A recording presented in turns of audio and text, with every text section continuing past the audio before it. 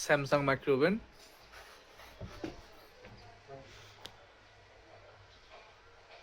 এটার প্রবলেমটা আমরা একটু দেখানোর চেষ্টা করি। প্রথমে জিনিসটাকে আমরা একটু ভালোভাবে বুঝবো, তারপর না হয় আমরা এটা কাজ সমাধান করার চেষ্টা করব।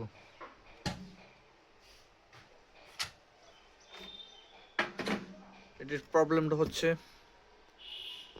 ড্যামেজ। এটা রিপেয়ার করা কোনোভাবে সম্ভব হচ্ছে না, দেখুন। কিন্তু এখানে নতুন লাগাইতে গেলে একটা সমস্যা আছে, সেটা হচ্ছে এটি যদিও পুরনো কিবোর্ড, এটার সাথে এটার কিবোর্ড এটা। এখন আমরা এই নতুন সেম পিসিবি আমরা মার্কেট থেকে কিনেছি।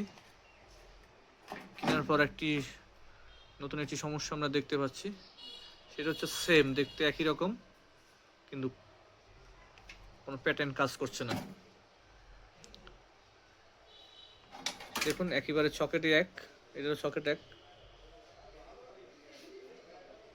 এখন এটা রিলে কম আছে, আমরা যদি রিলেটা এখানে ইনস্টল করব, কিন্তু তাতেও কিন্তু সমস্যার সমাধান হবে না। আমাদের কিছু পার্টস চেঞ্জ করতে হবে, তাহলে যদি সমাধান হয় আমরা সেটা একটু দেখানোর চেষ্টা করব। আপনারা একটু খেয়াল করবেন। এটা আমার অনেক নতুন বন্ধুরা আছেন যারা কাজ শিখেন বা কাজ করেন, কিন্তু পুরো ভিডিও না দেখে টেনে টেনে দেখে তারপরে বলেন যে এটা এই সমস্যা, এটা এই সমস্যা, এটা পাচ্ছি না। আসলে আপনারা একটু খেয়াল করবেন, এখানে কোনো মিসিং কোনো ভিডিও আমরা আপলোড করি না।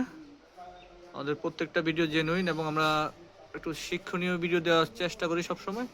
একটু ভালোভাবে খেয়াল করবেন, তাহলে আপনি কাজ করা সহজ হবে। আমরা এখানে যদিও কিছু পার্টস, যেমন এখানে একটা ডায়োড আছে মিসিং, এখানে ডায়োড 4টি, এখানে হচ্ছে 3টি, এটি চেঞ্জ করব। তারপরে যাই হচ্ছে এখানে একটি ট্রানজিস্টর মিসিং আছে, এটা যদি প্যাটার্নের সাথে সংযুক্ত। আমরা এগুলি আগে ইনস্টল করে তারপরে দেখব। এই যে দেখুন এখানে আছে ঠিকই, আবার এখানে দুটি মিসিং আছে, আবার এখানে দুটি আছে সেম। একটু যদিও দেখতে একই রকম, কিন্তু একটু ডিফারেন্স আছে, কারণ এটা ভার্সন অনেক, এটা আগের আর এটা একটু অনেক পরের। একই যদিও মডেল, কিন্তু ভার্সন চেঞ্জ। তা এই আমরা এটা একটু মডিফাই করে কাজ করার চেষ্টা করব, কাজ করে আবার আপনাদেরকে একটু দেখানোর চেষ্টা করব। ধন্যবাদ। এবং ভিডিওটি ভালোভাবে দেখবেন, একবার না হয় বারবার দেখবেন, দেখার পরে অবশ্যই বুঝবেন। একবার না পারলে কয়েকবার দেখবেন।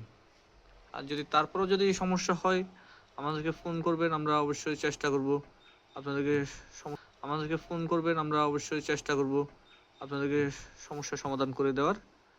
ধন্যবাদ।